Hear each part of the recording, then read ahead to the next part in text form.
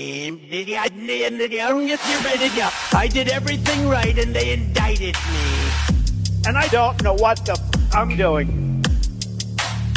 Antifa!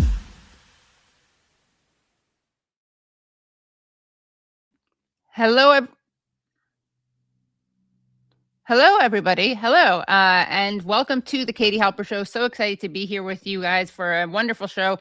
We have people joining us who are working on all sorts of different issues that are also, of course, related, but it's really exciting because there's a lot of variety. And also they're joining us from different places, geographically speaking.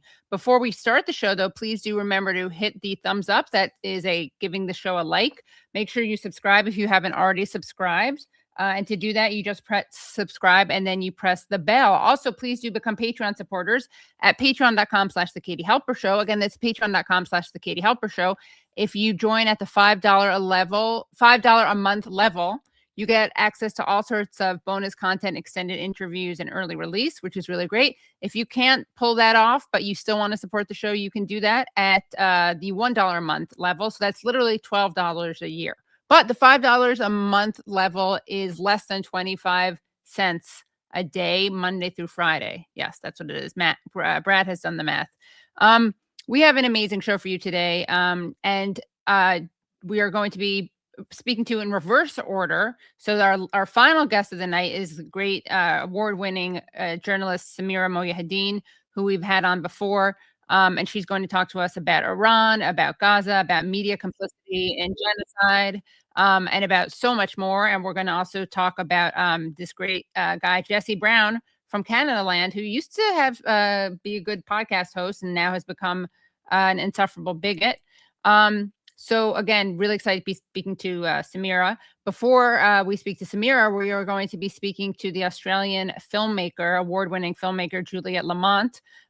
She is a filmmaker and playwright and poet, and she was just on the Gaza Flotilla trying to break the siege of Gaza. And she, like so many of the other participants, was abused physically and sexually. So she's going to be talking to us about that. And our first guest, though, so excited to be talking to, is Lawrence Grandpre, who is a political commentator at Leaders of a Beautiful Struggle, which is a grassroots think tank which advocates the public policy interests of Black people in Baltimore through youth leadership development and political advocacy and autonomous intellectual innovation. So welcome to the show, Lawrence. Thank you for having me. Glad to be here. Of course. So you have a fascinating story that you've been focusing on and using kind of as an opportunity for important political education. It's pretty juicy. I mean, it should be getting a lot more media than it is getting, considering it involves scandal, it involves blackmail, it involves spying, it involves well, maybe Zionism, racism don't make it that juicy. Maybe for us, we like that. That's exciting for us because we're on the nerdier end. But there's a lot of stuff that would make it very big in the news headlines, and yet it's not. So set up this story, what's happening and why it's so important. Yeah, again, thank you for having me. So my organization, we work in the state of Maryland, especially in the city of Baltimore. This is a majority Black city. We're not a nonprofit. We made a potential decision not be a nonprofit so we could focus on things like electoral campaigns when needed. And that's very useful because we have an issue in Northwest Baltimore. It's a particular state Senate district, the 41st district. Majority Black, 65% Black, 25% white.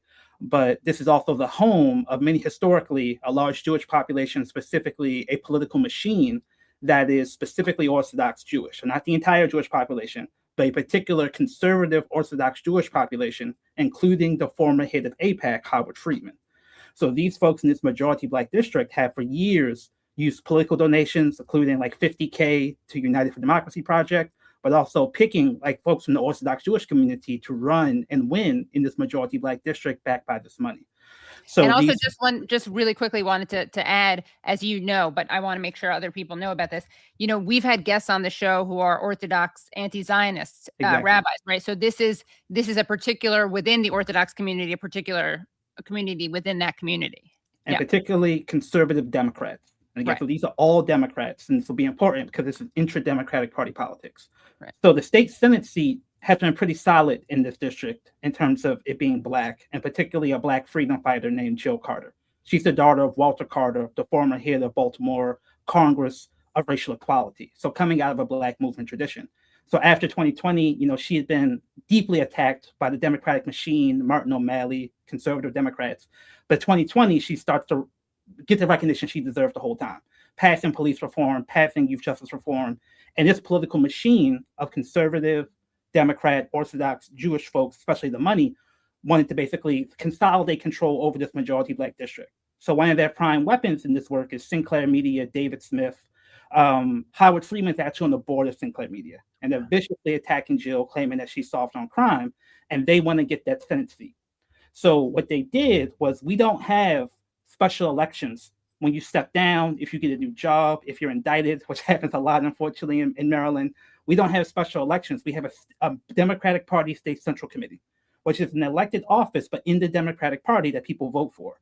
So the city council person, Gitzi Schleifer, part of this political machine, ran an all-white, largely Orthodox Jewish, conservative Democratic slate to basically take over the State Central Committee with the hopes of replacing Jill Carter.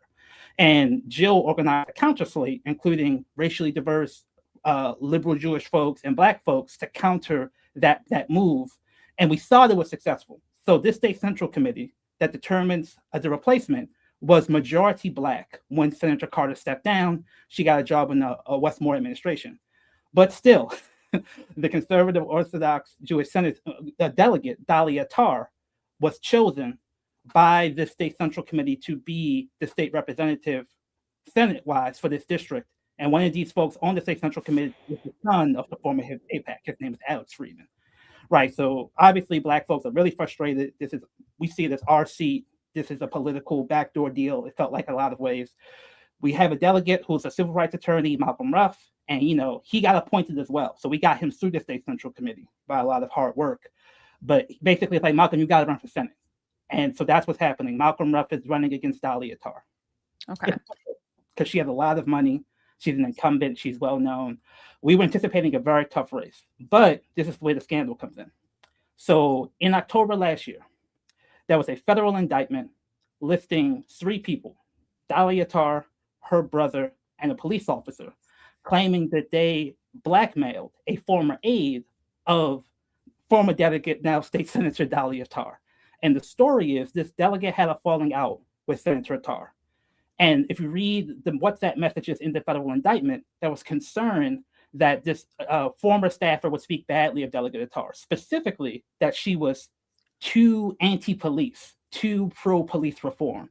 So that just shows you the logic of racialized social control that we think connects Zionism to anti-Black oppression, that would be what they were afraid of. And they were so afraid of it that, again, it's alleged, Sure. very religious people, that they alleged that the police officer, in conversation with the brother and Senator Attar, hatched a plan to hide recording devices in the home of someone who this aide was having an affair with a married man with. So they record them having sex, and then they use these videos to threaten this person, saying, do not say anything bad about Dalia in this upcoming election, or we will not only release these videos. What they say in the indictment is we will send them to matchmakers in Israel so that your children in Israel cannot find partners because the shame will be so great for you. Oh So that's the level of psychological violence that's alleged that the state senator applies in this scheme. So again, it's all kind of shaken out. Like, we've been very adamant about organizing the anti-Zionist community around this local race because we see so much energy going at the national level. But this political machine is pushing tough on crime policies that, even citations needed, talked about Sinclair Media talking about Black youth, very similar to how they talk about Palestinian youth, and that all they know is violence. All they understand is social control and disproportionate force. And we have this tough on crime state's attorney, which, even though he is the state's attorney and a law and order Democrat, supported Dalia Attar because he is tied to the same political network. So for us, there's a deep connection directly, given that Howard Friedman's on the board of Sinclair Media, between anti-Black tough on crime politics and this vision of racialized social control tied to Zionism. So I think this is a good opportunity for your audience to see that link, and us trying to organize some of the anti-Zionist folks to see this local race as something that's in their benefit to push on. Right. So let's just take a look at this a video that lays out this story so people can follow some of the characters, and it is pretty hard to follow. But let's take a look at this news story. Attar, her brother, and a Baltimore police officer face federal charges of conspiracy and extortion. According to charging documents, they conspired to secretly record two people having an affair in 2020 and 2021. The three are members of the Baltimore Orthodox Jewish community. It accuses them of threatening to show the video to the Jewish community to damage the victims' marriages and their children's future marriage prospects, all to protect Attar's election chances. The officer, Kalman Finkelstein, had his police powers suspended in 2022. BPD is reviewing this indictment. Attar is also a former Baltimore City prosecutor. In a statement, Attar tells us, quote, "The case centers on the allegations of my former disgruntled employee. We have yet to see any tangible evidence to support the claim that I knew of any illegal actions taken on my behalf." Okay, so no one's denying that there was this spying done, right? It's just she's basically saying it wasn't for my sake. I didn't know about it. I just had a very enthusiastic staff. That's exactly what I thought she would say. I would say that we haven't wanted to talk a ton about the scandal because it is very salacious. But if you read the federal indictment and read the WhatsApp messages, I was personally stunned because I thought that she would have plausible deniability. She does not have plausible deniability from the messages I've seen. She specifically said, if you have that video, now might be a good time to use it. She said things of that ilk in the actual federal indictment. So if you don't read the indictment, you can believe that story. If you read the indictment, it does not stand up. Right. So what is the connection between this tough on crime legislation, these tough on crime politics, and Zionism? So again, this is something that, again, we're actually having a big kerfuffle now that, again, like we're actually making these arguments, and there are a lot of folks in the Jewish community that almost like you could touch a watch to it, accusing us of antisemitism. Of course, yeah. This is not even like a Jews control the media thing. This is like a specific person who is a Zionist, right, produces a Zionist agenda through their relationship to a very powerful media entity, which is Sinclair Media. And, and this is a political machine. So just for example, there is a no contact order with the three people who are charged, and someone named Ronnie Rosenbluth. Ronnie Rosenbluth is a member of the State Central Committee. He is also a member of the Shomrim, the specifically Jewish Community Watch Group, which had like a Trayvon Martin style incident a few years back where they were accused of accosting a black kid walking through the Jewish neighborhood. But more importantly, he's the owner of Tove Pizza, a pizza shop, which is a known hub, like a political shop for this political machine. So if folks remember the guy Jack Abramoff, who was a crooked lobbyist under a Republican Zionist lobbyist for the Bush administration, when he got out of jail, he was on work release. And where did he go on work release? He went to Tove Pizza for his work release. So this is she calls herself like a compassionate conservative Democrat. She's like, I'm a prosecutor. I saw the kids. They weren't getting what they need. But she's tied to not just Republicans, but Jack Abramoff used the money he got from lobbying to fund sniper rifles and sniper lessons for settlers in the West Bank. So that's like pretty hardcore settler, like Zionist violence. Right. But I think more generally, the political ideology of racialized social control, of using overwhelming force to secure space, and similarly ties to things like gentrification. Like these folks support policing, not just because they believe in policing, but they believe in if we want to move gentrifiers into Baltimore, those gentrifiers want to see a lot of policing. They want to see tough on crime policies. I think when you talk about Gaza Lago and sort of the economic development policies in Israel, this violence isn't just violence. It's violence to secure settler space, to secure like people moving back into these communities, very similar to how many people feel gentrifiers see Baltimore. It must be secured to violence. Over there is the military, here's policing. And then you have people moved in. So like the police officer they mentioned who was indicted, he got arrested for like driving recklessly and crashing into black folks like repeatedly, right? So this notion of police impunity is something very similar to Israeli soldier impunity, because they operate of a political agenda that has very, very powerful people believing that impunity is part of what's needed to control what they see as innately savage violence all around them. So again, for us, it's directly related.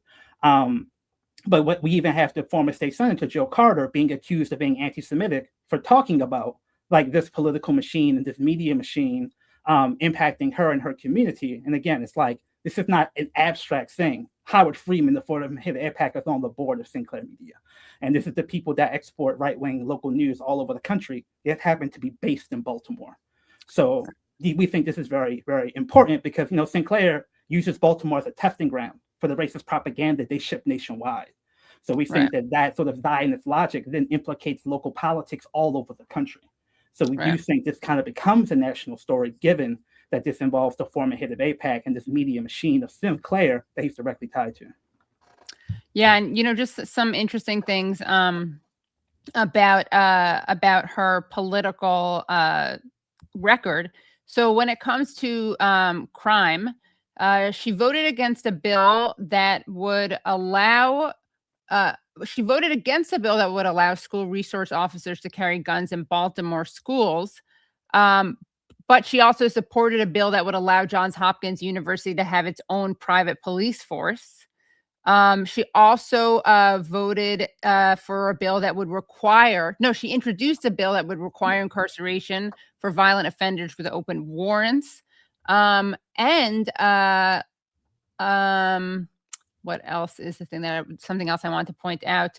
She was very litigious, very aggressive and vindictive when it came to something.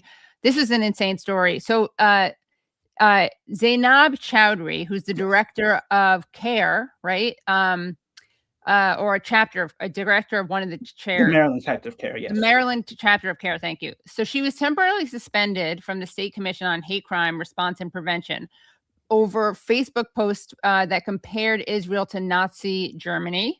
And because she called people who attended a March for Israel genocide sympathizers. Now, I would make that same comparison and call people who do that the same thing. So in response to those statements, Attar introduced legislation to have Chowdhury removed from the commission, which is So real quick on that. Yeah. So CARE had a permanent seat on the position. So again, these folks are very intelligent about not appearing to be as heavy-handed as they are. So they said, you can have like a Muslim seat, but just remove CARE's specific seat. Because in her testimony, she says that when I hear CARE, I get afraid because their rhetoric feels violent to me.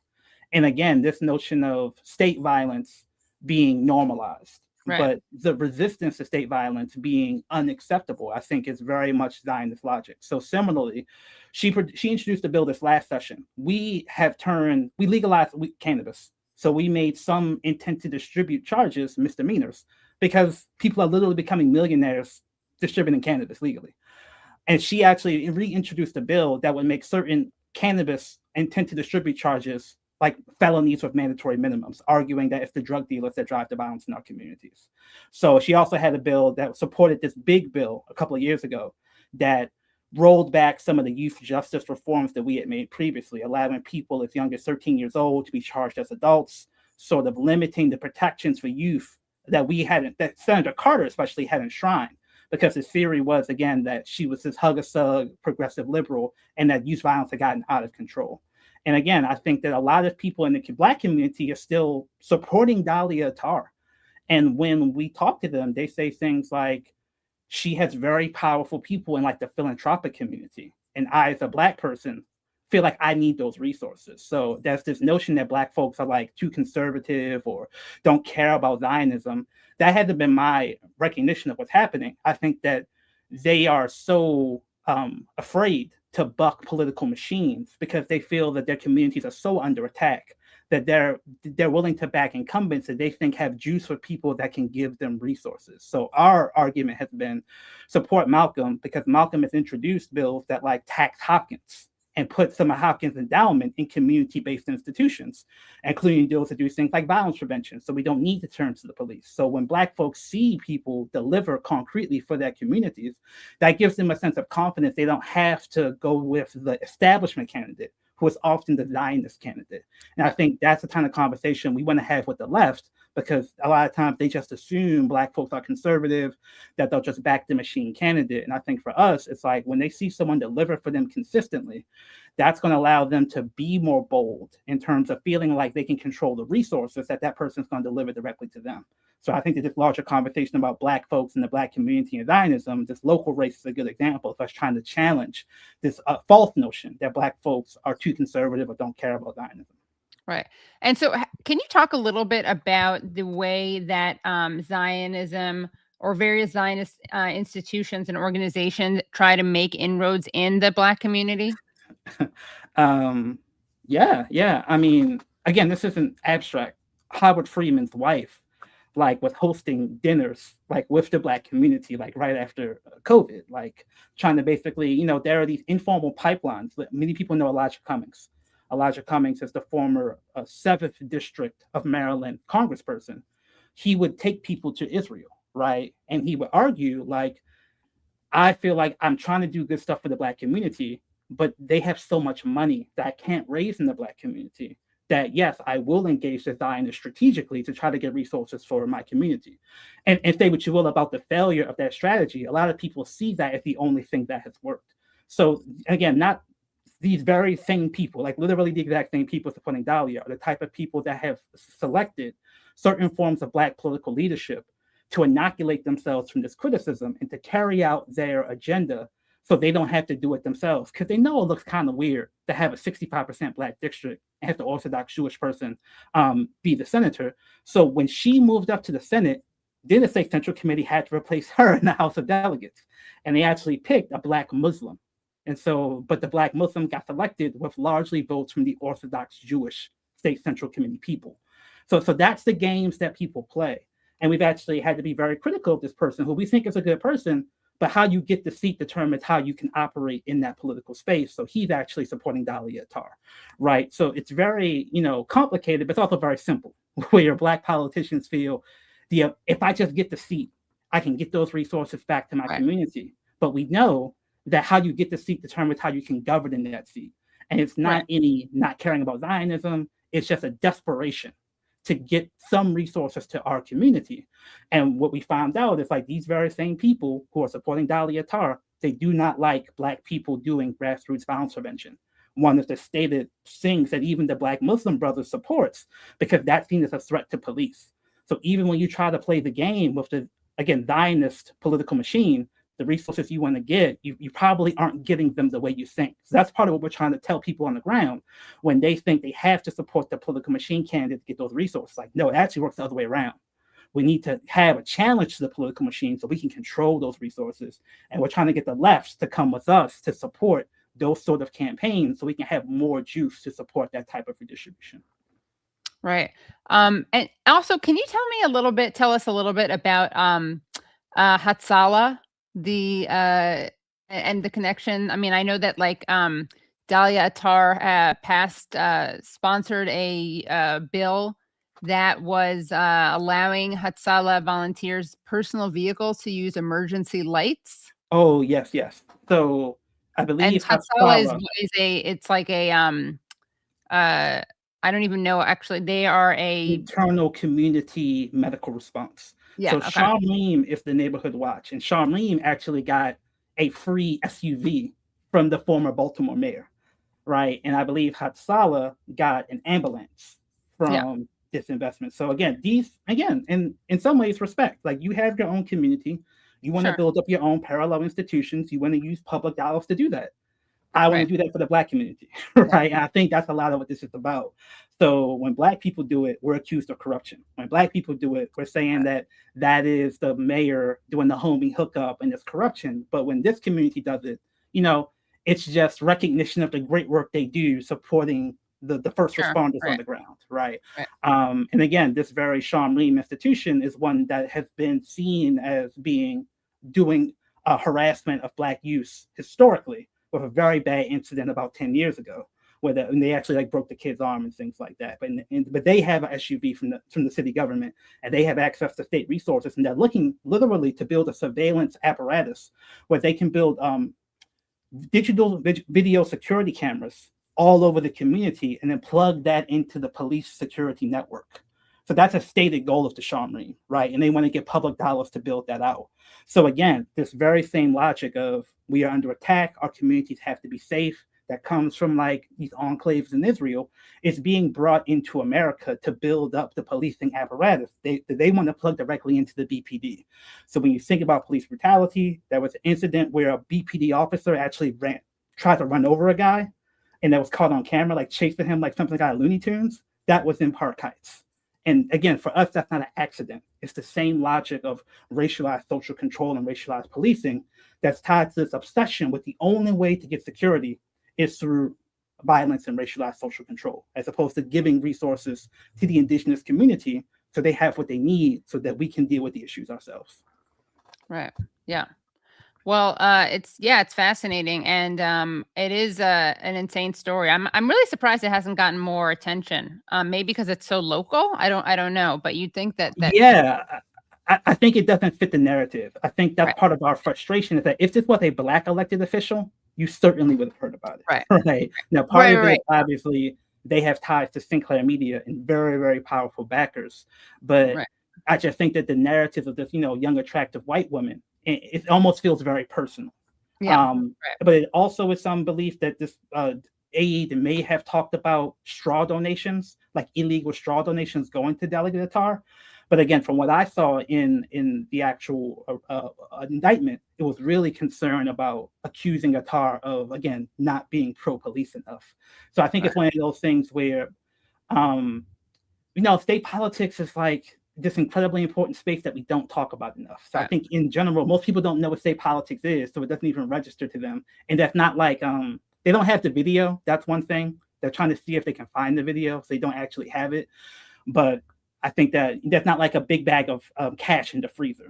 The smoking gun is these text messages, which feel salacious, but it's still an accusation at this point. But again, if this were a Black elected official, again, I think that the narrative will be very different. Yeah. Well, thank you so much, Lawrence, and thank you for everything you guys do at LBS. And come back on the show and give us more updates. I would love to. Thank you so much. Thanks. Have a great night. Okay, that was really fascinating, important story that's not getting a lot of attention. And we are going to bring another guest on, and we are really honored to have her joining the show. She is an award-winning filmmaker, poet, playwright, and she is also someone who participated twice in the Global Samud Flotilla attempting to break the siege in Gaza. So we are really honored to bring onto the show Juliet Lamont. Welcome to the show, Juliet. Hi. Can you hear us? Can you hear us? Yeah, I can't hear you at all, so I don't know what's happening. 1 second. Brad, can you maybe call the person? Juliet. Yeah. Yeah, now I can hear you. Oh, you can? Yeah, before I couldn't, but now I can. Really? Yeah, okay. So that's weird. So that's great. All right. Well, Katie will be thrilled that Katie apparently being here was the problem because great. When you can left. She hear me now? Because sometimes this happens. You can? Yeah, I can hear you. Great. That's okay, fantastic. perfect. Great. Thank you so much. Okay. Great. Thank you. Cheers. Thank you so much. Okay. So Brad, can you just update the person I texted and tell her it's all good because I was doing okay, perfect. So thank you so much, Juliet, for coming onto the show. And I'm very sorry for what happened to you and other participants in the flotilla. And as you and others have acknowledged, this does really sadly pale in comparison to what happens to Palestinians every day. But tell us about why you went on this flotilla and what happened to you. And then I have lots of other questions for you about like the relationship between Australia and Israel, which is something people don't know about. But I mean, I suppose first and foremost, I am the mother of two daughters. They're in their mid-20s. And, just thinking that there are babies that are being deliberately starved as an act of genocide, it just sort of confronts every part of my humanity. And because our governments are doing absolutely nothing, and are so complicit in the weapons trade, I just felt like it was my moral duty to go there and to use my privileged passport, and do everything that I could to shine a light on the atrocities and, and try and help to end it. So, yeah, it was it was about being a human being. And I'm really, I'm just kind of shocked that more people aren't up in arms about it, really. Right. Yeah. And so tell us about what happened to you. What the flotilla was like, why you decided to do it twice, right? Because you had done it before. Yeah. What made you do it despite the fact that you knew of the risks, and tell us about what happened to you once the flotilla was intercepted and you were kidnapped in international waters by the IOF. I mean, the last flotilla, I think that I'd experienced kind of like the best of humanity. I met people from all around the world who cared, who had a common goal. We all learned how to fix boats and how to sail boats. And so there was something about this kind of mirroring of how society could be. So, you know, on a very selfish level, it was the most incredible thing that I'd ever done. I did not anticipate the escalated violence.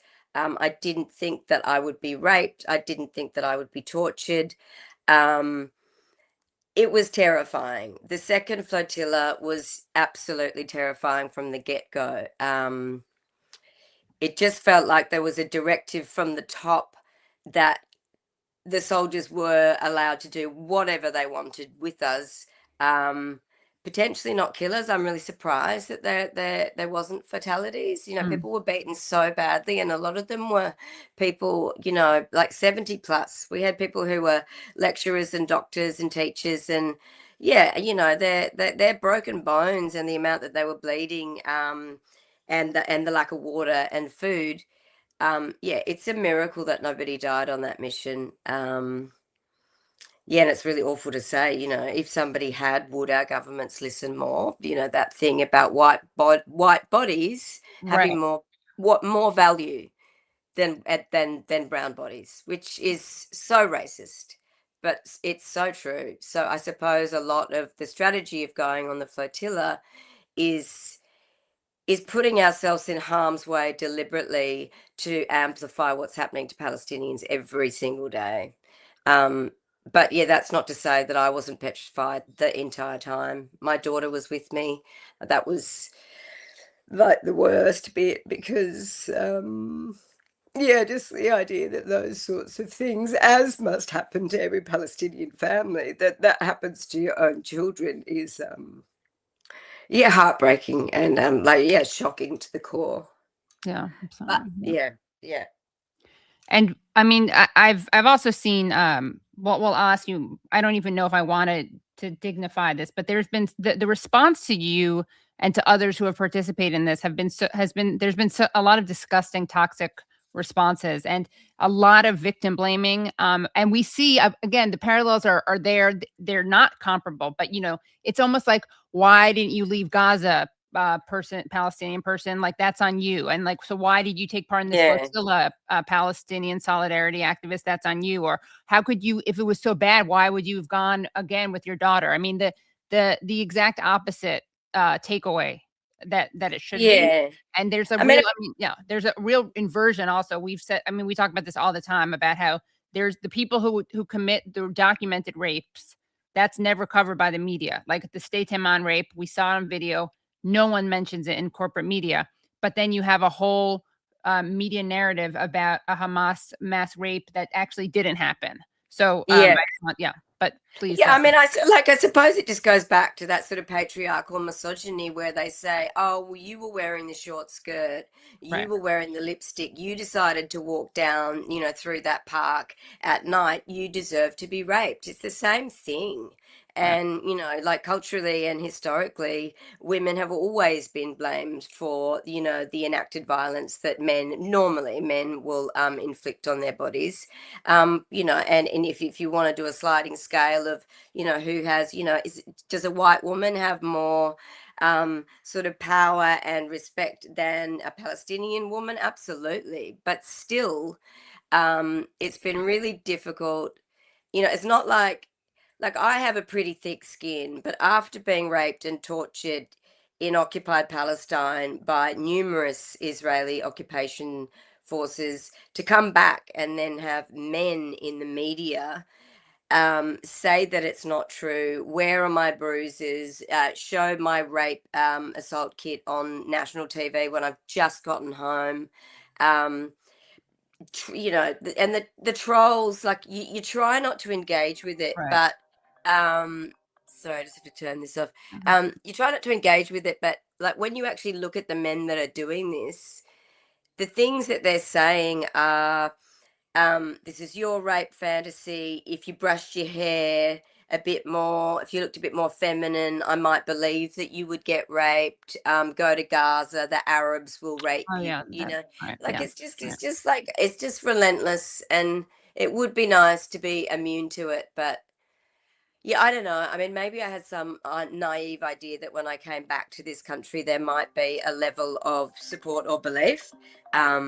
Sorry about this. Yeah, but you know, there isn't, and you know, Yeah. yeah, but you know, you just got to hold your head high. I have got the all the reports that they want to see now. I can tell if they want to be on me on live TV and actually show pictures, X-rays and show DNA swabs if they want all of that graphic, disgusting, sensationalized television. Yeah, I will do that. But yeah, it's just a crying shame that that we're not believed. Right. Yeah, I mean, how many examples of like Israeli authorities do we have to see of violence, sexual abuse, and also lying? A combination of Yeah, lying, but also saying it out loud. I mean, how many of these things have to happen before people yeah, will not try to do the what they're doing now with the victim blaming and the doubting? yeah.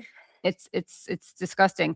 And I wanted to ask you again, you don't have no pressure to share Mm. any of these things, but to the extent that you're comfortable, what happened to you or what your daughter reported had happened to her in terms of some kind of injections and apparently other Yeah. people who participated had this happen to them also?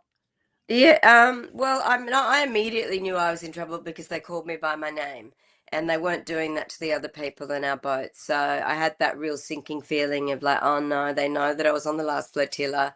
This probably means that I'm going to get, they're going to punish me more. As soon as I was dragged onto the prison boat, I was cable tied behind my back. They put handcuffs, kind of ankle shackles onto my legs. I was thrown down onto deck, and then they kind of waterboarded me with a lot of water every time I tried to move away from the water. And I remember thinking to like a year 7 science class that said like you actually can drown in a teaspoon of water, but I was trying to tell myself, Juliet, you're not drowning. But I was ingesting so much water that I thought I actually thought that I was going to die. I'd only been on that boat for 20 minutes. Getting stood on by balaclavaed men.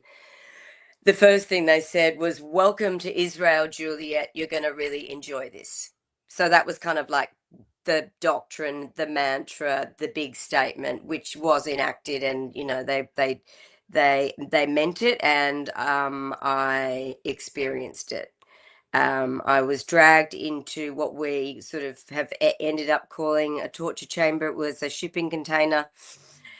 There was like 5 men in there, huge, muscly, like, yeah, I mean, like the beefiest sort of testosterone-filled monsters, but they've got the balaclavas on, which is kind of even more sinister. You're always held. They do this sort of pressure chokehold on the back of your neck, and your head is forced down pretty much to about knee height, with ankle shackles on, with cable ties. I was thrown into this darkened shipping container, bashed, jostled, sworn at. My trousers were wrenched down, my underwear was wrenched down, and I was vaginally raped from behind. People have discredited me because I said I think it was a fist. I don't know if it was a gun. I don't think it was a gun. I heard later that most of the men had guns inserted into their rectums. And people have started to say, what woman wouldn't know if it was a hand or a penis? But it's like, I'm telling you, if you're getting that much aggression and noise and it's coming at you from everywhere, and you cannot see, yeah, I mean, I'd sort of, I'd ask anybody to be able, in that state of trauma and hypervigilance and disassociation also, to Right. be able to know exactly. So, Then I was punched in the face, and then I was thrown out onto the open air deck that was the prison boat. We all had wristbands. I was number 83. My daughter ran up to me, Isla.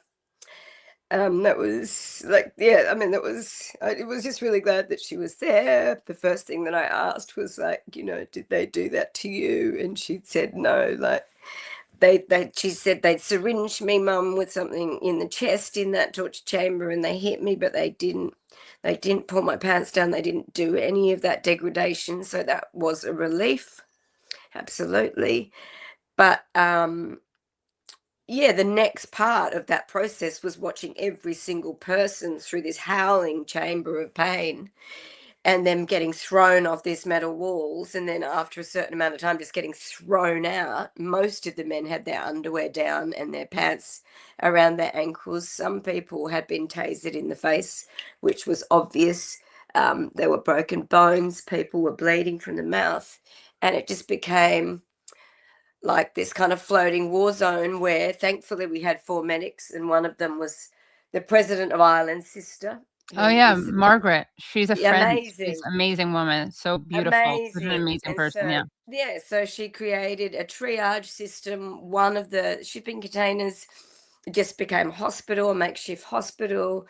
We made slings out of plastic that was covering that was like rubbish bags. And yeah, that was 2.5 days of no sleep, because anytime anybody slept, they would again flush the communal area with about a foot of water so nobody could sleep. There wasn't enough room for us to sleep in the shipping containers, so we'd take turns and people standing and people huddling. They'd taken our sailing gear and our shoes, and because we'd gotten so soaked with water, as the initial kind of welcome to Israel prison torture thing, we were all freezing cold. Hypothermia was an issue for some of the older people. They would shine really bright lights through the one door of the shipping containers with a kind of strobe effect so that sleep was impossible. They were constantly using their guns on the side of the shipping containers so that we couldn't sleep. Regularly, we'd be hauled out of the shipping containers, told to stand behind the black line, an American accent. It felt like the main soldier, was maybe on the birthright tour. He had an American accent, and it was just like, I'm going to kill someone today. Shut the fuck up, get your head down, get behind the black line, which ended up being a really difficult process because there was about 180 of us on that shipping on that prison boat. So 2 meters deep by 4 meters wide is a lot for 180 people. I'd always put Isla to the back. She's got long blonde hair. I was always trying to get her hair in a bun, kind of desexualize her so she wasn't dragged out. And they shot rubber bullets at us. They at a really I don't know, 5 meters. Shattered people's bones with rubber bullets. They can be lethal if they're shot at that closely. Stun grenades. They shot things that were so audibly searing that there was a lot of ear injuries when we were finally taken to a hospital in Turkey. It felt like it was a top-down decision to dehumanize us, to break our spirit, to do everything that they possibly could so that we wouldn't come back on the flotilla. And I mean, they did a really good job. But then I also, and this is the thing that I think that the Israeli regime, they obviously get it wrong with Palestine, but the more that you inflict pain and torture and rape as a genocidal weapon on a people, the more the resistance is stronger. And I can tell you now that the 430 people that went on that flotilla would go back in a heartbeat if they thought that it would change things. So yeah, their whole idea that you just that you oppress people, that you break their bones, that you kill them, that will eventually erase them, and that you are the victor. They've completely gotten it wrong, because love and solidarity and community is so much more powerful than all of their violence. And it's just bizarre to me that they don't have, enough people. They spend billions of dollars on their propaganda machine. Why the hell haven't they worked out that simple human thing, Exactly. Right. Yeah. So wow. yeah, it's a lot. It's a lot, and it will take a while to process. But I think it's really important, even though there's a lot of naysayers and there's a lot of victim shaming. I think it's really important to keep telling the story. Really. Yeah. And by the way, there's a lot of positive things in the chat. Remember, lots of times the chats like attract the most vile people. Those are the ones who take the time out to comment. And also when the people hear that you're here, the people who have issues with like women and will comment, and they're like people who don't usually watch the show, but you should know, I'll send you screenshots later, that a lot of people are thanking you for your being brave and speaking out. So you do. Juliet, I'm sorry to jump back on again. I just wanted to take this opportunity to say I am in complete awe of you, and thank you so much. And everyone that I'm seeing in the chat is equally in awe of your strength, and that I just don't have the words. Thank you so much. Yeah. Well, I don't feel very strong. I just feel like I don't have a choice, really, because we're just being betrayed and let down by our leaders, and that's not a democracy. So when you look, historically back at social change, it's always just been ordinary people who have put themselves on the front line. And that's not because we're legendary or because we're heroic. It's just because we actually, care. And it's kind of is our moral duty to stand up for the most vulnerable people on the planet. So it's it's a thing. I'm sorry to interject. No. Thank you, Brandon. And speaking of betrayed, I mean, what have the leaders of Australia done in response to this? What were they doing when they heard about this? And since you've been back, I believe that they've refused to meet with you. Can you tell us about that? Yeah, we have been refused an audience with the Prime Minister, but I'm flying after this. I just had to jump in. I can't get to the airport because we're having a press conference at Parliament House, and we are going to demand, the survivors of the flotilla are demanding a meeting. And I really feel like, and if he doesn't do that, we will go into the parliamentary chambers. There is a Greens politician who is going to ask Prime Minister Albanese to look at us in the eye and also deny us that meeting. And I know that will be a really powerful moment. I think that his hand will be forced, and he will have to listen to our testimony. And then we're going to have to talk about sanctions. Other countries are doing it individually with, I think, with the, a few of the Israel, like Ben Gvir, what he's not allowed to go somewhere, and what's that mean? He's been, and the fact that Ben Gvir has been, he's the bad egg. He is not. He is illustrative of the entire Zionist regime. Right. He's really easy to scapegoat, but it's much deeper than that. Right. They make him the rotating villain. Like Netanyahu criticized him for what? For carrying out your same agenda. I mean, it's ridiculous. And you saw him there, right? When you were there, you saw him. Yeah. I mean, I saw him twice. I saw him on the first flotilla when we were in an open air prison cage in Kesiot. He was calling us baby killers, Jew haters, Arab lovers, and then he said something like, "I'm going to gas you," which is like to flip the narrative of the Holocaust. Yeah. It's just, I mean, they really need some more PR advisors, because it just seems so insane, the things that they say. And, we do think that while we were there for 6.5 days on the first flotilla, at 8 o'clock every night, because we, the women were a lot more audible than the men. It sounds like we were singing Bella Ciao and resistance songs, and this might be offensive to some people because they didn't give us sanitary products. Women wrote, Free Palestine and menstrual blood on the cells, even though they knew that they'd get tortured more. But yet, 8 o'clock every night on that first flotilla, we could smell this kind of like, it was like ammonia and hay and kind of, and kind of like, some sort of like fish smell. And then we'd all be asleep for 2 hours. And I am an insomniac and I never sleep. So I do feel like his threat of gassing us was actually true. I do think they were gassing us on the first flotilla to shut us up. And I was in the background when my friend, my Irish friend Kat, was the woman. Kat Graham, Yeah, and when you look at that, I was thinking, wow, like that's kind of nothing compared to what happened. But there was also footage that they cut in where we were in that stress position. So I suppose to the to the normal population that looks horrific. But I mean, that was a drop in the ocean compared to what was actually happening to us. Right. But yeah, I mean, Ben Gvir, how arrogant and how much hubris does the man have that he would boast and even post that? Right. Yeah. And I'm sorry to ask about this, but what do you know from your daughter, from others? Because apparently it was not Yeah. just your daughter who reported being syringed with something. What was their experience after they were syringed with whatever they were syringed with? Well, one of my friends, Louise, who's another comrade from Ireland, she had concussion and she was unconscious. And so we decided, well, the medics decided that we would put her at the front of the kind of torture chamber, make lots of noise and demand for some, medical help. She disappeared. We probably think, it was a bad decision. She disappeared for half a day.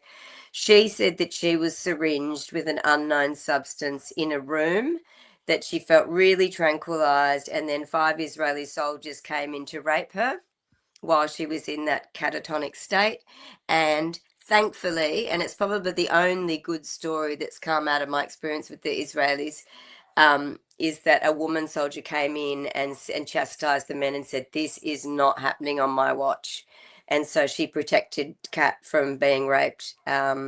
So yeah, I think it was a sedative. I think, Isla's she got tests in Turkey, was still waiting for the blood test results, and she's had tests in Sydney. But, as much as the media says that we're lying, it's like a 30-day. Yeah, It's of course. Yeah. it takes ages. They don't just give you the thing, Yeah, the of course. magic bottle going, But yeah, so we're waiting to find out what that was. Wow. And did other Yeah. people experience what you experienced, that smell and then falling asleep right away? Or is that something that Yeah. you No, yourself no. thought of, or other Yeah, people? no. Everyone in my cell experienced exactly the same thing, and we talked because there was 13 cells in the first flotilla, and we'd be able to talk. We'd say flotilla, flotilla. This is cell 1, and you could pass it down, and then you could get 13 lots of voices could pass it back, and it seemed like it was a common experience from that first year. From I think we're in prison October the 1st last year. Yeah, that was something that was used against all of the women because we were too noisy. Yeah. Well, I know that you have to leave soon for the airport. I have questions for you about the relationship between Australia and Israel, Yeah. settler colonialism in Australia. But I also just want to give you the chance to say whatever you want in the last few minutes that you have with us before you leave. Yeah, well, I suppose just that, you realize the power of people banding together and acting with love and the direct action. As a lot of people say it's performative and symbolic, and there wasn't aid. There was aid, but like when you look back at social change, what protest hasn't had an element of performatism? Yeah. I mean, the suffragettes, the civil rights, the freedom buses, there is a level of kind of theatricality and symbolism that goes with all of it. We're non-violent. We're not going to go there with guns. We're not an armed Right. resistance. So that is one thing that I would like to say. And the other thing is that as a white woman living on the stolen land of First Nations people here, the blood-soaked land and ongoing genocide, I think that I felt even more morally obligated to go and help other people who are going through a really similar thing, because we get to live here kind of not guilt-free, but yeah, I think it's your moral duty to use your privilege to Right. do the right thing, and and to help, and more people can do it. It's not that hard. And can you just briefly tell us about the relationship between Australia and Israel and those governments? Because a lot of people know about how close the U.S. is with Israel, the U.K. Yeah. What about Australia?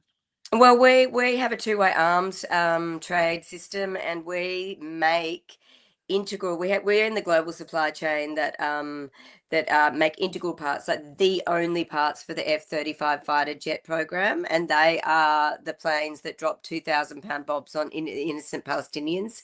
So without the parts that we made in Australia, those bombs would not drop.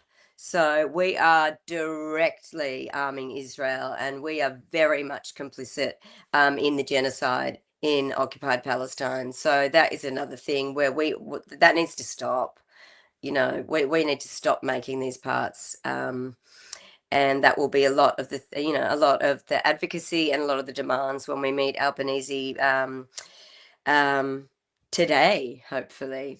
Wow. Yeah. Would be amazing.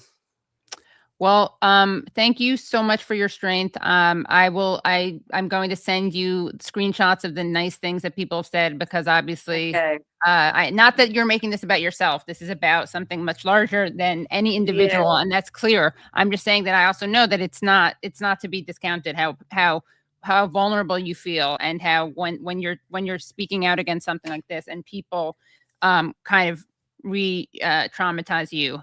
It's challenging. So I mean, and I do think what's sad about it is a lot of the men particularly won't come forward because they can see the treatment that happens, and it's almost like, well, for a woman, it's almost like you spoiled goods, or you kind of know no one would ever want to think about you like there's a lot of baggage around being open about having been sexually assaulted, and I do really fear for the mental health of a lot of the men that I know were raped on that boat, but they just will not come forward because the stigma around it. Yeah, which is really sad. Yeah, but also really understandable. Right. Yeah. Yeah. Well, thank you so much for everything that you've done, everything that you continue to do. I'm really moved by what you're doing, and also moved by how you're refusing to back down and not be silenced. And, this is not comparable at all. I just do want to say I was in Cuba. I'm part of this convoy to Cuba, and it was like so not comparable to what you went through. But I just want to say, when a bunch of us went back, we got pulled aside and questioned. It was nothing. Yeah. But even then, I remember being like, oh my God, I'm so much more afraid than I ever would have anticipated. Like, I'm a white US citizen. I'm being asked about my immigration status. And I have a family no one in my family is undocumented. I don't have vulnerable in that way, my partner or family members.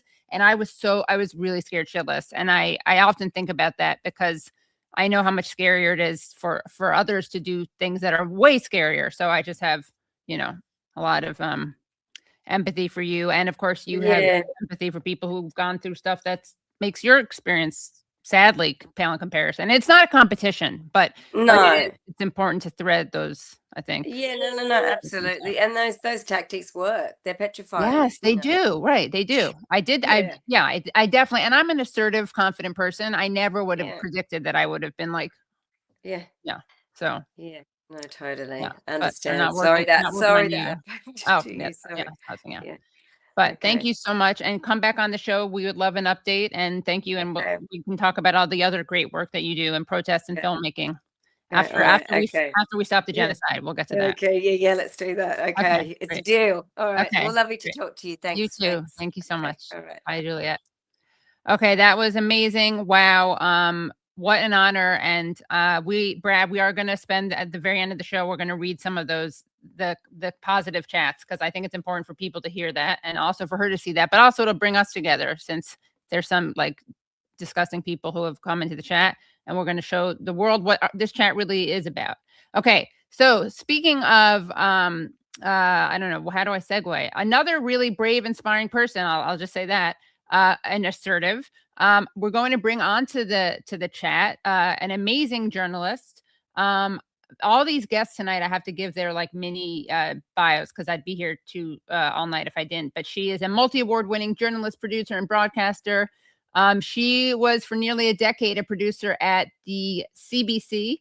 And she is the host and producer of On the Line Media, and also a genocide scholar and an actor, a Shakespearean trained actor, something insane like that.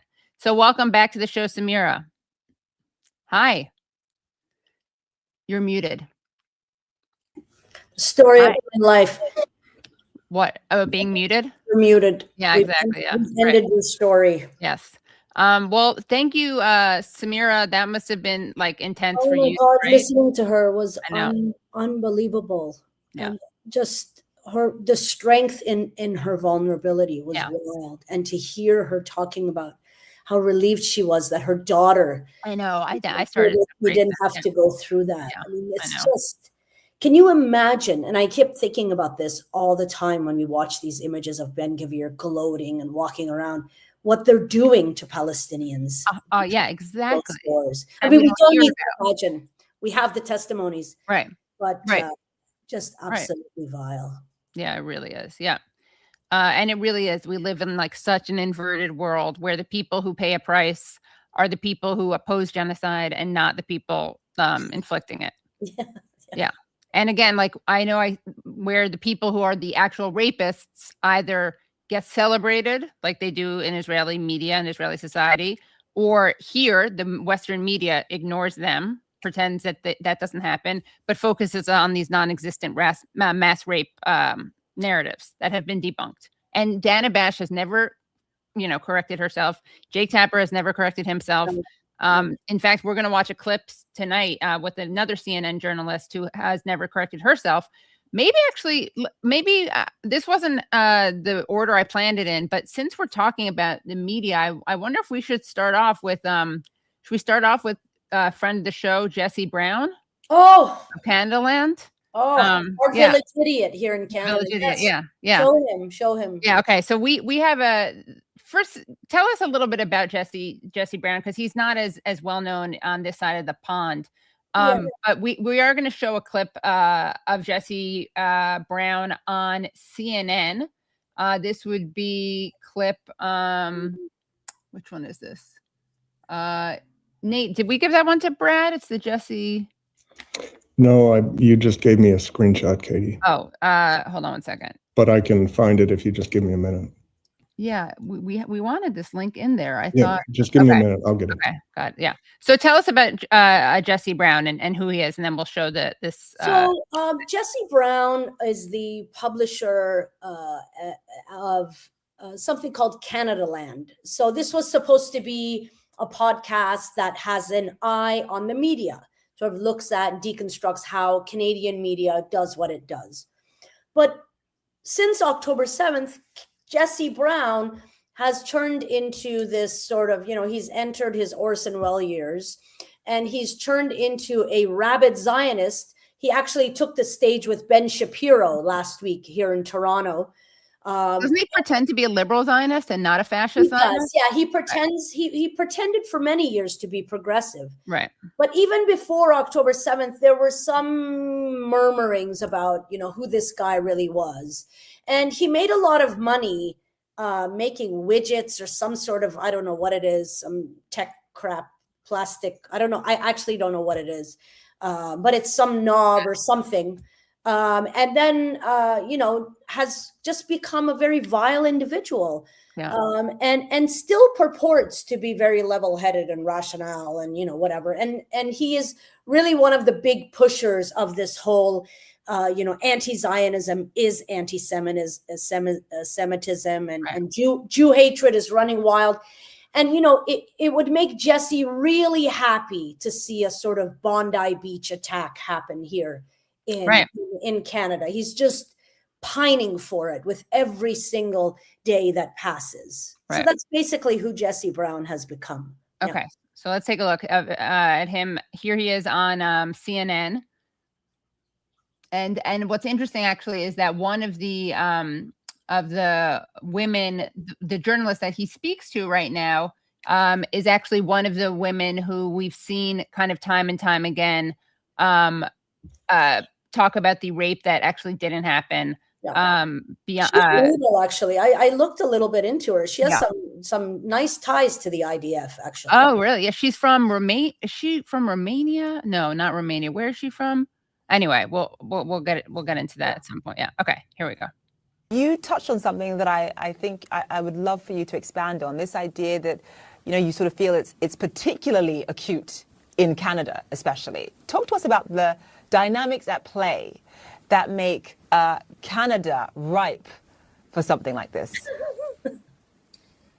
Thank you for that question. I think it's surprising to a lot of people because Canada is associated with politeness and kindness, and these are the values that I think every Canadian values, holds very dear. Is that we're a pluralistic, multicultural society where people generally have lived harmoniously together. So it is surprising to see that Canada become one of the worst countries in the world when it comes to this post-October 7th spike in anti-Jewish hate. There are many factors. I think that you can't ignore the fact that we have tripled our Muslim population in just about 20 years. By and large, Muslims have lived in Canada just as Jews, harmoniously and without incident, up until this post-October 7th era. Without incident. The fact of the matter is, and it's an uncomfortable topic for some, we are bringing in people from countries where hatred of Jews is taught in schools. And unlike other countries, there's very little done when people come to Canada to educate and naturalize them to say, this is not how we do things here. Naturalize the language. Wow. So, I mean, he just says it out loud. So why is there more alleged anti-Semitism? Because I remember this. The fact that he says they lived here without incident is absolute bullshit. Right. Canada leads G7 countries in anti-Muslim motivated murders. We've had people, this happened in Quebec, a young guy under the age of 19 walked into a mosque and killed 6 men as they were praying. After that, a family of 5 walking down the streets of London, Ontario. This is just outside of small town, like not a huge place, but still, the guy ran over a visibly Muslim family, and he was known to be hate. It was hate motivated, but you don't see this type of rhetoric from anybody. There have been no Jewish murders in Canada. Right. Okay. And none of that has happened. And yet our government here is launching these huge councils, having these massive, commissions and parliamentary Senate committees and all of this stuff on anti-Semitism. And what are those figures about? Right. It is about someone on campus saying, I felt uncomfortable when I saw a keffiyeh. Right. Yeah. The majority of these incidents are about Jewish people feeling uncomfortable because they want to feel comfortable when they support a genocide. Right. Don't want to feel icky about Israel. Right. And it's never the Jews who feel uncomfortable with genocide. Their feelings don't get talked about, right? Like your Jewish friends in Canada who are anti-Zionist, no one in the government cares about their feelings, right? When they get called. First of all, I know that the point isn't Jewish feelings, but it's interesting that even within Jewish feelings, right? It's the feelings of certain types of Jews, right? Yeah. Good Jew. Jesse does this all the time. This whole good Jew, bad Jew, good Muslim, bad Muslim. That's what that's his area that he works in. But it's unreal that he actually, like, I was surprised. I'm like, you're just going to go out and say it, that the problem is more Muslims. That's why there's more anti-Semitism. Like, and you're not even going to pay homage to how most Muslims are. I mean, he doesn't even do the kind of ass covering. No. And what's so amazing about this is also, it always reminds me of the sort of the mid-90s. The mid-90s Zionists, the mid-90s racists who would say things like, well, the Muslims, they have a higher birth rate and they just reproduce like rabbits, we lose. And you've heard this, even today, you hear people saying this. Right. And what Jesse said really just harkens back to that type of rhetoric about Muslims being uneducated. The word that he uses, naturalized. We don't use this language here in Canada. Naturalized. We don't call immigrants aliens. I mean, he is a really disgusting person, and I hope he's listening to this. You're disgusting, and the fact that he wrote this piece in the Atlantic called "Polite Pogrom." I mean, the guy is just spewing bilge. At every opportunity. And it's no wonder he ends up on CNN because nobody would put him on the air here. Trust me. Yeah. Well, it's interesting because you tweeted at him. Let's take a look at what you tweeted. Okay. So you tweeted, "You're a bigoted, xenophobic piece of shit. First, Jesse tweets out, what I told CNN and Biana, let me make this bigger. Apologies.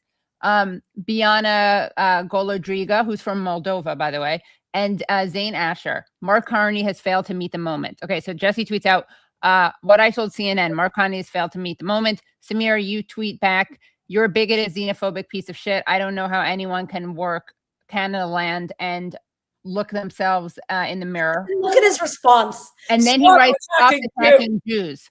Okay, so Jesse, I mean, is that literally like if someone attacks me, do I get to say stop attacking women? Like, when is he going to stop attacking queer Iranian women like you? Right? Oh, I mean, is Jesse that what actually, you should? Jesse was invited to speak in a synagogue, and half of his sermon was about me and what I'm doing online, and all these other Black and brown and indigenous journalists. That's who he goes after. Jesse rarely goes after men, you know. Right. Yeah. But it's just like, so, okay, you want to play that game of the identity politics game? Fine. So why are you a misogynist? Oh, I was going to say Islamophobic, but he obviously is. So why are you a misogynist? I'm sure he doesn't want to be seen as a homophobic misogynist, right? Yeah. So Jesse, why are you attacking queer women?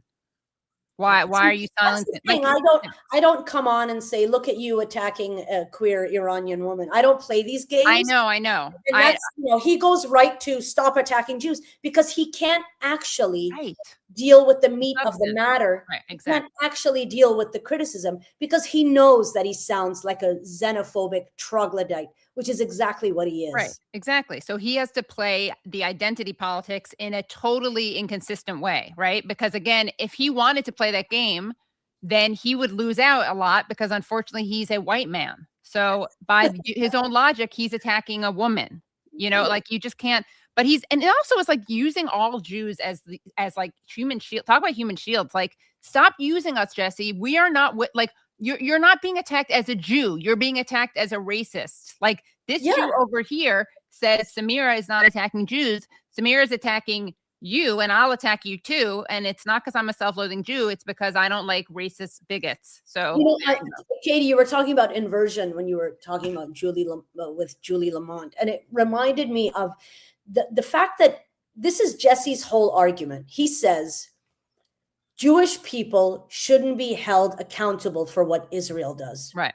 Everybody would agree with that. Yeah. However, Jesse also says all Jewish people are tied to Israel. Right. Exactly. And Israel is Judaism. Right. And Judaism is Israel. So which is it? Exactly. Yeah. You can't have it both ways. Right. Yeah. It is. It's very disturbing. Well, I hope, Jesse, please come on the show. Feel free. Maybe you'll feel safer with another Jew in the space. I'm sure you'll feel like I have your back. But it is really insane to be someone working in the media today. You've been at this for a long time. What are some of the worst things that you think are happening right now when it comes to complicity and genocide? I mean, it's kind of where to even start, but I think the example of Jesse Brown is a great one. What has your blood boiling right now as we speak? I mean, there are a lot of things that have stayed with me, particularly over the past 2.5 years. I remember distinctly, for instance, on the day that the ICJ gave their deliberation of plausible genocide, our national public broadcaster on the most widely listened morning radio show had Deborah Lipstadt on. Oh my God. And I remember the host saying to her, this deliberation was made about plausible genocide. What do you think that's going to mean for anti-Semitism? Really? Like, that's your question? Right. Is it good for and the of course, Jews? He basically set up, he was like, okay, Deborah, I'm going to softball this to you and you're going to hit it out of the park. And your response is going to be, well, we're going to see anti-Semitism on the rise. This tying of criticizing Israel is going to see more anti-Semitism. And this is something that we have seen the media do ad nauseum. And it's so dangerous. It's so dangerous. It drives me nuts. Yeah. Yeah, I mean, this is Deborah. What did she did something the other day where she was basically like putting targets on people's backs. What was it? Deborah Lipstadt. First of all, during like Purim or something, she read at the 92nd Street Y. She said something about how this is the holiday where we wipe them out. I'm like, why? Why? That's the day that Israel started bombing Iran. Yes, right. Why are you doing this? It's like you do want. I mean, these people really actually do want. I think they want anti-Semitism because they have to justify the existence of Israel. And if there isn't that, then they can't really. It's unfortunate to say, but the rise of anti-Semitism or the purported rise of anti-Semitism and the way it's being spun, at least here in Canada, means that more money is given to these organizations. Right. We have had proliferation of newly sprung up fighting anti-Semitism organizations post-October 7th. Many of them have already received charitable status. You know, it's very difficult to receive charitable status normally. But it seems that, you know, the Canada Revenue Agency is just handing out these things. And I liken it to, you know, if you are studying, if you are a biological researcher, all you have to say is, I'm studying cancer. And you will get the funding that you need. Now you just have to say, oh, I'm putting a stop to anti-Semitism. Oh, here's the money. And that's exactly what's happening in our country. Whereas you see, and it's those things I pointed out to you about the Muslims being shot, Muslims being run over, that's not even post October 7th. We've had people beat the shit out of by people yelling at them, get out of our country, you're ruining it. You know, Muslims are being beaten. Right. And we don't hear about it. We don't talk about rampant Islamophobia, rampant anti-Muslim hatred. That's not what is across our screens, right? Yes, I'm not saying that synagogues aren't being shot at or aren't being firebombed, but no one's getting hurt. Right. Yeah. And again, and I'm sorry, I'm not lamenting that. Now some asshole. No, of course. Right. And be like, well, she wants people to get hurt. No, that's not what I'm saying. What I'm saying is actual Muslims are being murdered, and we're not seeing these massive parliamentary committees come together. In fact, what we did see when those 6 men were murdered in a mosque was a Canadian member of parliament try and push through an anti-Islamophobic act, and it was voted down. That's really incredible. Yeah. Yeah. I mean, again, it's just the fact that if people really cared about safety, if really people cared about bigotry, if people cared about keeping people safe, marginalized communities or safe, they would be up in arms when Muslims were killed and not just when synagogues were attacked. You know, Jesse Brown says Mark Carney, so this is our prime minister in Canada, Mark Carney did not meet the moment. He's not the only one to say this. A lot of Zionist organizations and pro-Israeli groups in Canada were very critical of Carney. And the reason that they were critical of him is because they wanted Carney to say Muslims are the problem. Right. Because many of them came out and said this, right? And they wanted Carney to say that exact same thing. But that's not what Carney did. Carney came out and said, you know, transphobia is bad. Targeting any minority group is bad.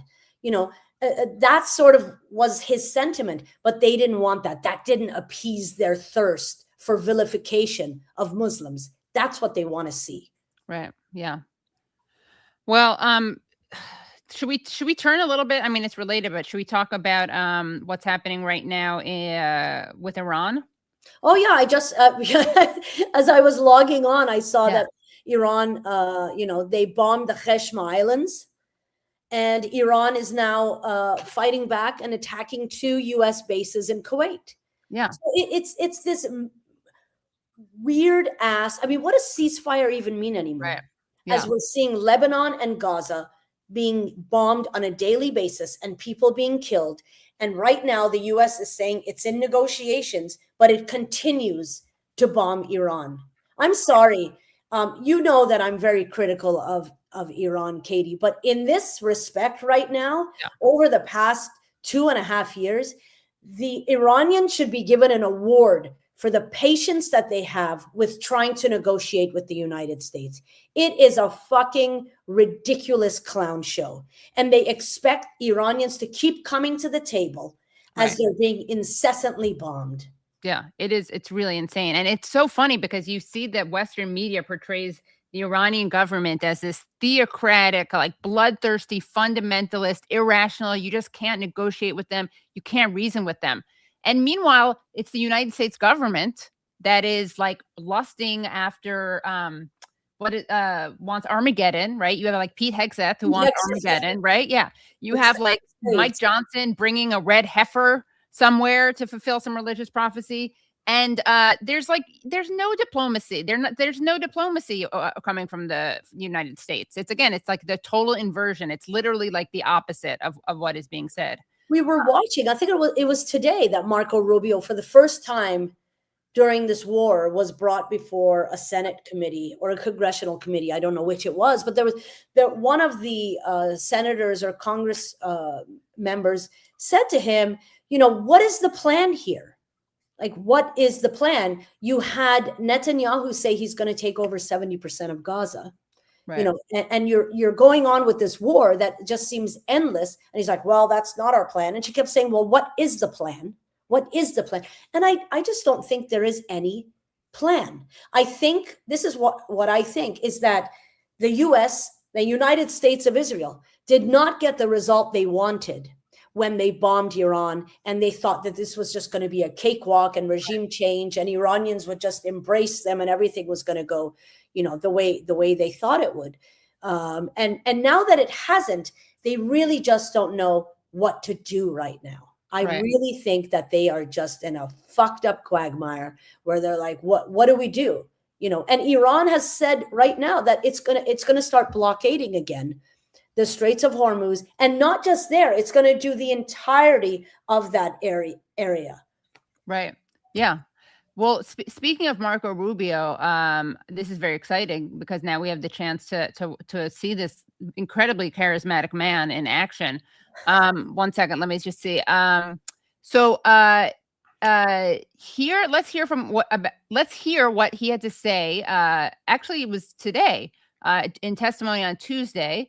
It was the first time since the war of aggression against Iran began. Let's hear how he thinks it's going. Today than they were 6 months ago when those protests were happening. They have hyperinflation. Their currency's completely devalued. They're struggling to make payroll for their government workers. Iran is in a very serious situation. And if it was up to the political class there, and I understand everybody there is sort of radical in some way, but if it was up to the people that actually go to elections and wear the suits and you see on TV, they'd probably make a deal tomorrow. It's the issue they're facing is that the supreme leader and the IRGC Corps are a little bit more immune from those pressures until they can be convinced otherwise. And I think that's the direction that they're moving in, because the reality, I don't know where you're getting this perception that Iran is stronger. These people really have no understanding of the people they're at war with. I really, the Obama administration, when it was John Kerry and all of those people, they had an understanding of Iran's political class, Iran's political structure, in a way that this administration, I don't know who they're getting their information from, who is advising these people. They are wholly ignorant of the Iranian people, of the Iranian political structure, of Iran's political class. It is not about IRGC and, this clownish behavior that clerics run the entire country. They don't. Right. Iran has technocrats, and those technocrats do not want to go under the thumb of America either. It's not about the guys, wearing the suits and they would make a deal, except these guys don't let us. No, right. Most of the guys wearing the suits came up through the ranks of the IRGC.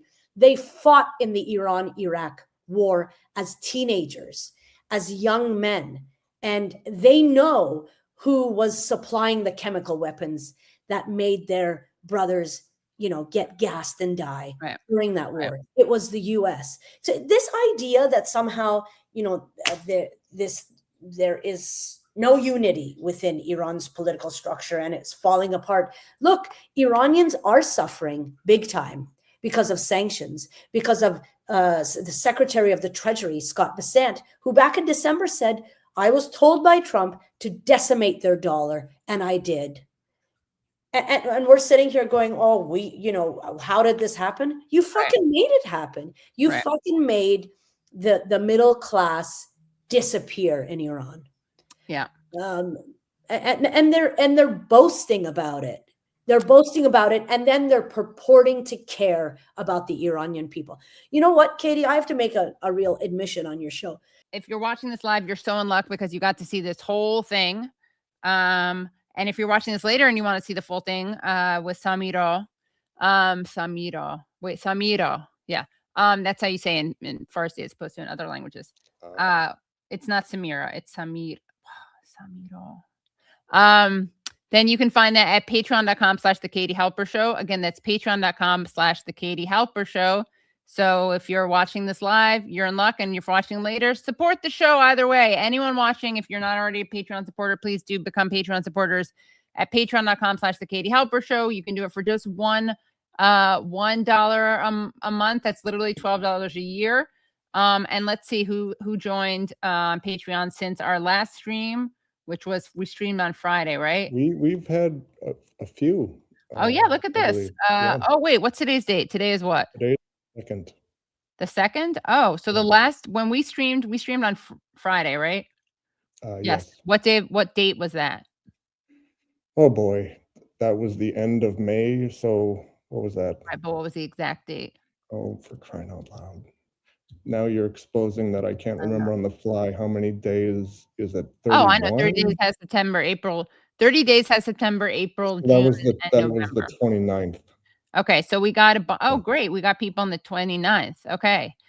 So we got thank you, Grant, thank you, Mohammed, thank you, Aftab, thank you, BC, thank you, Vibha, thank you, William, thank you, Ms. T, thank you, Jean, thank you, Martin D.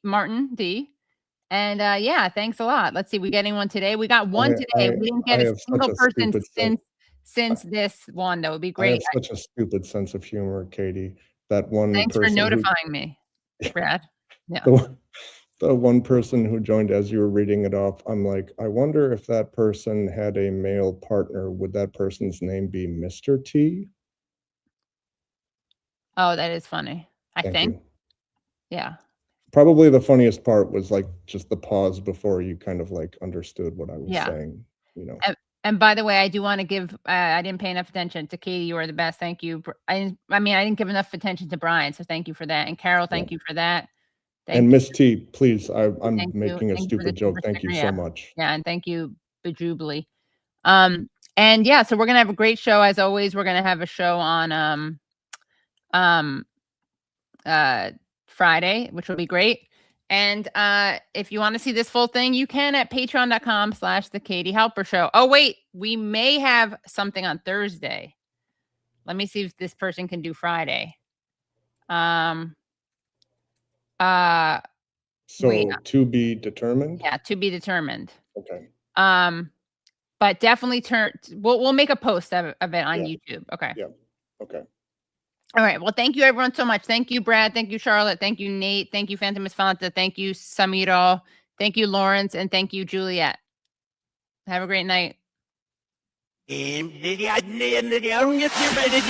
did everything right and they indicted me. And I don't know what the I'm doing. Antifa!